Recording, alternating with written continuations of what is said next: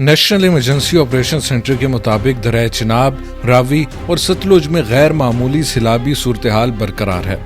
दरिया चिनाब में कादराबाद और खानकी के मकाम पर शदीद सैलाबी सूरत हाल है। खानकी में 8,59,000 क्यूसेक का शदीद बहाव, जबकि कादराबाद में शदीद सैलाबी सूरत हाल के साथ बहाव 9,01,000 क्यूसेक तक रिकॉर्ड किया गया है। नेशनल इमरजेंसी ऑपरेशन सेंटर के मुताबिक सैलाबी रेले कादराबाद और खानकी के बाद त्रिमू से गुजरेंगे।